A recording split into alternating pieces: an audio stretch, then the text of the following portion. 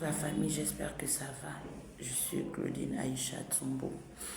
Je suis la présidente de l'association Réconciliation qui milite en faveur de la mise en place de la commission Vérité, Justice, Réparation et Réconciliation. Monsieur le Président, je m'adresse ce matin à Monsieur le Président Brice Clotaire Oligui-Nguema.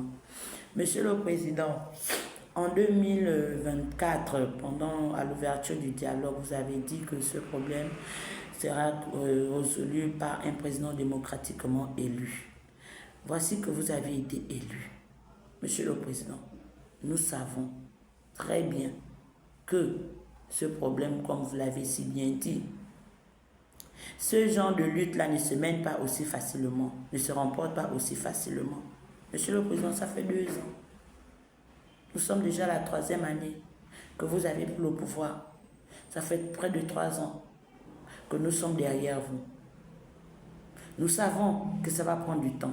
Mais tout ce qu'on vous a demandé, Monsieur le Président, c'était de nous dire, vous n'allez pas prendre part au dialogue pour telle et telle raison. Mais ce problème va être résolu à telle période. C'est tout ce qu'on attendait de vous pendant le dialogue. Vous ne l'avez pas fait.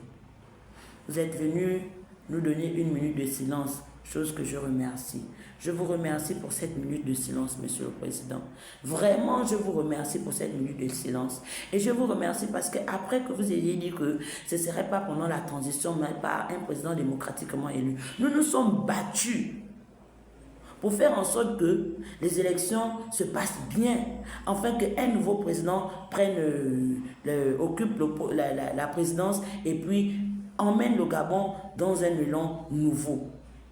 Dans un nouveau départ. Nous l'avons fait, nous avons participé, nous avons été observateurs, nous avons organisé la campagne de sensibilisation, nous avons fait ce que nous avons pu selon nos moyens pour qu'un président élu soit élu pour qu'il vienne régler notre problème. Alors, Monsieur le Président, ce matin, Monsieur le Président, vous, mieux que tous les habitants de ce pays qu'on appelle le Gabon là, êtes mieux informés.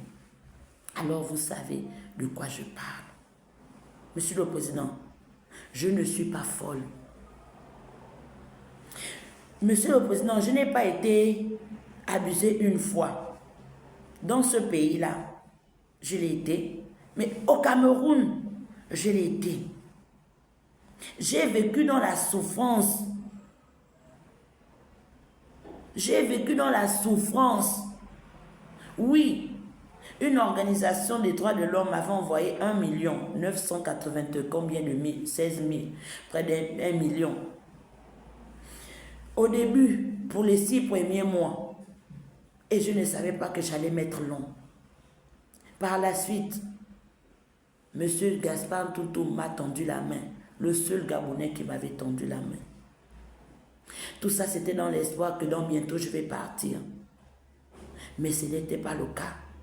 Je n'ai pas passé 1 mois au Cameroun, Monsieur le Président. Je n'ai pas passé 6 mois au Cameroun, Monsieur le Président. J'ai passé des années au Cameroun, Monsieur le Président. Donc, j'ai souffert. Parce qu'après, ce sont mes parents qui ont pris le relais, mon mari, qui m'envoyaient 30 000 francs, 20 000 francs pour payer mon loyer, 10 000 francs, Monsieur le Président. Je me nourrissais avec 10 000 francs par mois, Monsieur le Président. 10 000 francs par mois pour une femme. Monsieur le Président, je suis allé jusqu'à soulever les briques, travailler dans les chantiers de construction pour pouvoir avoir de quoi manger. Parce que j'ai refusé de vendre mon corps. Alors, Monsieur le Président, je suis passé des abus en abus. Le Cameroun m'a appris à me battre, à me former, à me défendre. Et quand je viens dans mon pays, j'espère que je vais avoir un toit, je vais avoir une protection. Mais ce sont mes institutions. Les personnes qui étaient avec moi, qui ont reconnu que oui, la petite a travaillé, elle a fait vraiment du boulot. Ce sont ces personnes-là qui me tournent le dos. Et de quelle façon? De la pire de manière, jusqu'à dire de moi que je suis folle. Mais comment quand je prends la parole, je ne peux pas déborder, je ne peux pas crier, je ne peux pas exploser. Je n'ai jamais pris la parole dans l'intention de crier ou de couler mes larmes ou de déborder. Mais non, mais quand je pense à cette souffrance, Monsieur le Président, je ne cesse d'appeler à vous. L'archevêque nous a insultés, dégagés. Vous étiez là, vous êtes restés silencieux. Monsieur Georges Paga me traîne au tribunal. Vous êtes là, vous êtes silencieux. Ah, Monsieur le Président, c'est quel cœur que vous avez? C'est quel cœur que vous avez? Vous partez apporter du social à tous les autres Gabonais, à ceux-là qui ont des problèmes moins légers que le nôtre. Mais pour nous, Jamal est là en train de mourir avec le fer au corps, qui devait faire 18 mois. Ça a dépassé de 18 mois jusqu'à 9 ans. Voici, on est à la 10e année. Ah, Monsieur le Président, moi je ne demande qu'un psychologue, je ne demande qu'à avoir un psychologue qui va m'écouter, Monsieur le Président. Mais vous avez serré, vous avez endurci votre cœur. De la même façon, Jean Ping a endurci son cœur. De la même façon, Chambry a endurci son cœur. De la même façon, Georges Paga a endurci son cœur pour me porter plainte. De la même façon, le conseiller, là, il dit que je n'ai pas dit ça, hein. Moi je n'ai pas dit ça, hein. Mais je ne sais pas sur quoi la petite la compte, hein. Mais vraiment, elle risque d'aller en prison, hein. Ah, je suis folle. On me traite de folle. J'ai 4 enfants. 4. Mes enfants apprennent bien. Mais vous me traitez de folle.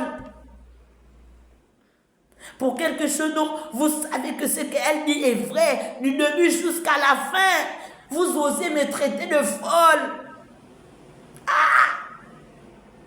Oh, on peut avoir un mauvais cœur comme ça.